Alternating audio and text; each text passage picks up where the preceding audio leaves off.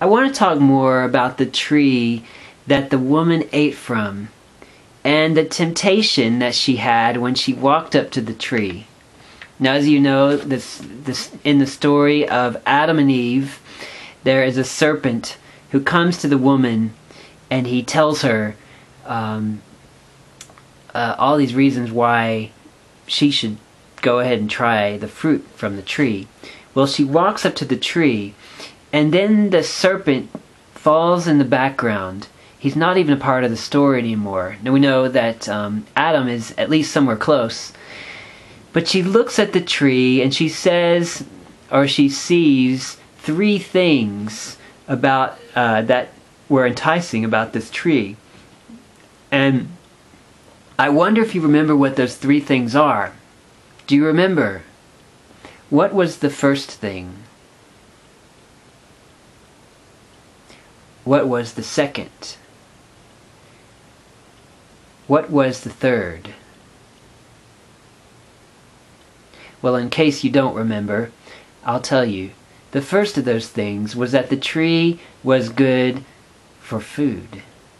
The second of those things was that the tree, or the fruit of the tree, was beautiful to look at. And the third thing was that the tree was desirous to make a person wise. So let's talk about those three things. The people have pointed out before that these things kind of represent body, soul, and spirit. Because when you talk about good for food, that's certainly something that we enjoy to treat our body in that sense. When you talk about something being beautiful to look upon, it kind of touches your soul in a sense. And in another sense, the way that she said desires to make one wise, well, that is really affecting your spirit. Because wisdom goes a little bit deeper than just beauty.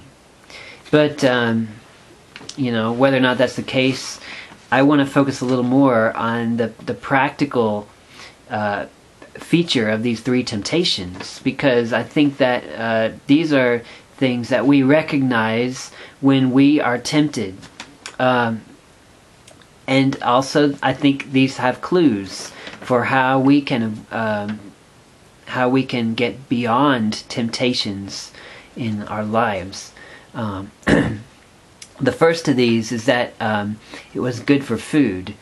And to that, I would ask you, was the woman really short on food? Did they really not have enough to eat? And I wonder why this would even be a temptation. I mean, what's the big deal? Like, it's good for food, But on the other hand, I can kind of relate, Sometimes we've all gone on these diets where, we tell ourselves, I'm not going to eat ice cream, I'm not going to do it, And then we're out with a bunch of friends, they're eating it, and what do? Well, just this once, right? It's good for food. It's not that I don't have food. Somehow, it's just right there in front of you, and it's good. So the fact that she says it's good, and if God said don't eat it, then it wouldn't be good, but it's good.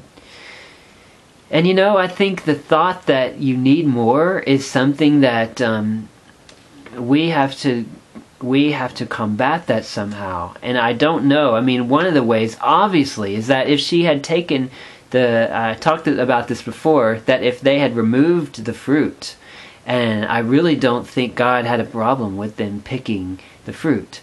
It's kind of silly to think like this, but I think that it has serious implications for our life, because just by leaving the tree there, they were tempted. If we can't get all the temptations out of our life, but we can do some.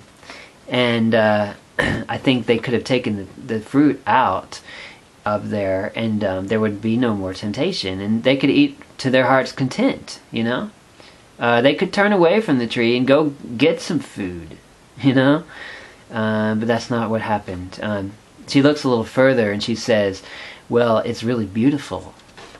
And I think this is where, no matter what our creed or our, beliefs are, we're all like succumb to this, the whole idea of beauty. And, we rationalize so much because we see stuff on TV and we say it's beautiful. And by beautiful, I mean that could mean different things to different people. But we go to a movie, and the reason we go to the movie is because it's beautiful. We don't care what it says. The reason we listen to certain music is because it's beautiful, right? Even the lyrics, it's beautiful. But, I don't care whether God likes it or not. It's beautiful. And I think, when we talk about the faith of Christian faith, and we say we walk by faith, not by sight, I don't think we can do that unless we admit that, there is something more beautiful than beauty. And is that something that you can admit to? And I think that when that's one of the things that takes place in just about everyone's stage of maturity, and especially boys becoming men, is that you start to realize, there are more beautiful things in beauty, there are more beautiful things in comfort, and in having fun, and the beautiful things are like really good virtues like courage, or standing up for what you believe in. And I think that's a mark of our maturity. If we don't have that, then we just go for what looks good or what feels good. But then the last one, I think, is interesting too, because she's desiring it because it will make her wise. But what is it that the Bible says? It says the fear of God is the beginning of wisdom. So in that, there's some kind of inherent lie. Satan planted the lie when he said you'll know more. So would you say that knowledge and wisdom are the same thing? What do you think about that? And another question is, what is it that makes us confuse knowledge and wisdom? What is knowledge? What is wisdom? Do we confuse the two? And I would ask that question because I feel like it's important. We spend tons of money getting an education. And in a lot of cases, we think of it as knowledge. We go on these videos to get education. We look at how-to stuff to get education. It's knowledge. And yet, it's not exactly the same thing as wisdom. I think you can know a lot about how to drive, but you may not be wise in the way you drive. There are a lot of illustrations that I could bring up like this. And I think that a lot of times we use knowledge as a shortcut for gaining wisdom.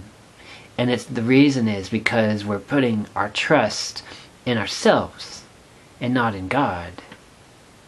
Because, I think that by walking with God in the garden, that Adam and Eve could become like God that way. But I think it would take a long time. And I think it would be on God's terms.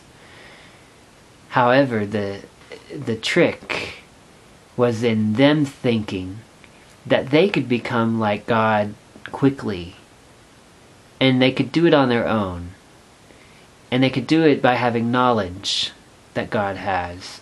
And they could do it just simply by biting into a piece of fruit.